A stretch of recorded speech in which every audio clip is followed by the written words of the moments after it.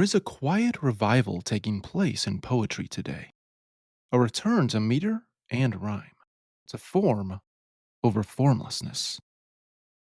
For too long, verse has been treated like a private club for the credentialed few, its keys held by academics who forgot that poetry once belonged to everyone.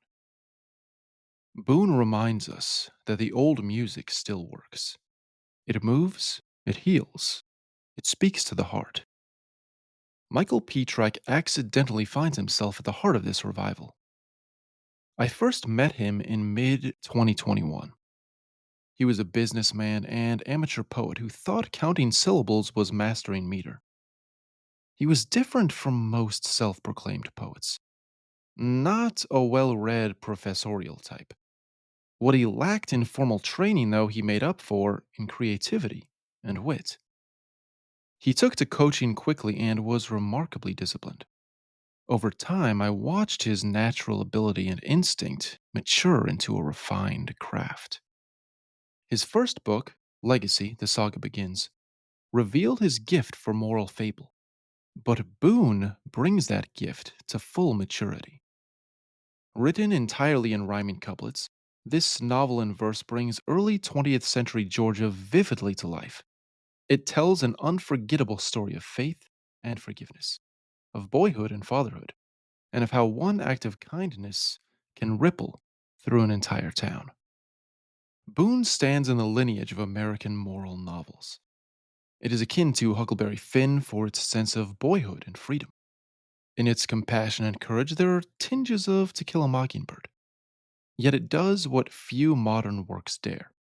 It restores the discipline of classical poetry to the storyteller's soil. It is traditional and new all at once, an heir to Longfellow's cadence with the moral clarity of Steinbeck. Writing a story of this scope within the confines of strict meter and rhyme would daunt even a seasoned poet. Yet he does it with an elegance that conceals the labor. The verse moves with the ease of speech, but each couplet is precisely designed to sustain a full novel in rhyme over the rocky terrain of dialogue and dialects without losing natural voice or emotional depth is a difficult achievement. At its heart, Boone asks what kind of strength truly redeems a man: the strength to strike back or the strength to forgive. Red McCree, the father at the story's center, carries the smoldering rage of a man hardened by loss. His life is narrowed to bitterness and blame. When his son receives a boyhound named Boone from Richard Doc Phipps, the town physician, that gift becomes the spark that restores his faith. Red's hardness is not born in a vacuum. It grows from years of poverty, of watching others prosper while his own hands stay cracked and empty. He sees wealth as greed. Red is a portrait of a man crushed between class and conscience, caught in the cruel arithmetic of wanting fairness in an unfair world. It is this tension between pride and poverty that makes Red's road to redemption all the more real. Doc stands at the moral center of Boone as the gentle guide. A physician by trade, he tends both body and soul. When he says, "I'm here to heal the sick," these ordinary words carry the full weight of his calling.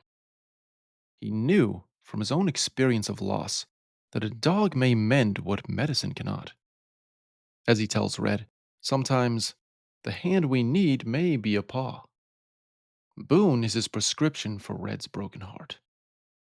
Through the doctor's patience and parables, Red learns lessons that do not preach, but endure and cure slowly. Doc said, "The thing about the violent squall is it cares not on whom the rain will fall, and treats the shack the same as palace peaks. A storm reveals that every roof has leaks." And, "You see that apple tree there in the yard? It needs no man to strike or shake it hard. If we but wait and leave the tree alone, the rotten apple falls all on its own." If Doc embodies the town's mercy, Deacon Dowdy embodies its corruption. He is the voice of faith gone sour, a man who mistakes fear for reverence and control for holiness. His religion, his performance. His pulpit, a stage upon which pride preaches his virtue. The deacon's whip, first used to command and humiliate, becomes the book's central symbol of power perverted. Yet, Pietrack does not let evil have the final word. By the story's end, the very tool of oppression becomes a token of grace. 12-year-old Clancy McCree's journey is the thread that ties Boone together. In the shadow of his older brother Jake's death, he feels the pressure to man up, to fill his brother's void. Pietrack perfectly captures that fragile season between innocence and responsibility, when loss makes the endless summer days seem short. Through Clancy's eyes, the world widens to the mystery of his father's grief, the wonder of first love, and the courage that comes from facing cruelty. His affection for Caroline awakens his heart, and his encounter with Deacon Doughty tests his resolve. By the story's end, his growth is not theatrical, but deeply human. In Clancy, we see the slow forging of character and the passage from boy to man. Here's an example of how Pietrack evokes nostalgia through texture, tempo, and brilliant metaphor. When Clancy first sees his love interest, Caroline, she shoots a glance at him that Pietrack renders as a cannonball that crossed the vast expanse and pierced the wooden hull of Clancy's heart. A single shot had splintered him apart. The boy was drifting in the ocean of her eyes, completely at the mercy of her tides. A shipwrecked soul who gaped at turquoise seas, marooned upon an island no one flees. The maritime imagery seamlessly transitions from embattled ship of the line to island castaway. While Pietrack never quite writes an epic simile in the Homeric sense, he is a master of metaphors that expand, transform, and leave the reader smiling with satisfaction. Among Boone's greatest strengths is its sense of place. The town of Cartersville, Georgia breathes with red clay roads, suffocating humidity, and the cool waters of the Etowah River. In one unforgettable passage, the doctor's home is painted in vivid detail. The doctor's house, addressed at 30 Blake, was like a massive, multi layered cake with sculpted frosting and a handsome mix of graystone roofs and salmon colored bricks. Its porch's spindles formed the piping scheme, as if the balusters were buttercream. The gabled spire was Victorian proper, and crowned it like a stately tower topper. The image is playful yet profound, clever and free of cliché. Pietrack again excites the senses as he brings to life the Independence Fair with exquisite stanzas that make the reader feel the heat, smell the hickory smoke, and almost taste the sweetness in the air. He describes this symphony of smells that define the South this way. Aromas rode on smoke from barbecue pits, where glowing logs were slowly roasting pigs, and tantalizing air would only thicken when lard would mix with seasoned battered chicken. These savory scents were sugar sweetened by the cornbread, cobblers, kettle corn, and pies, and one could wash these down with tea so sweet that just a sip of it could rot your teeth. The poet has an affinity for aphorisms, though he might deny knowing the word. His couplets often carry the punch of old proverbs. In truth's embrace, the finest fiction lies. Although revenge seems sweet when it is chaste, you'll find it leaves a sour aftertaste. If you spend time with skunks, spite what you do, you think the skunk will start to smell like you? For men, the Bible says revenge is God's, but reckon that it don't apply to dogs. Wisdom rhymes and moral truths make us chuckle. As Aristotle wrote, metaphor is the mark of genius in a writer and something that can't be taught. Pietrack has a natural affinity for it.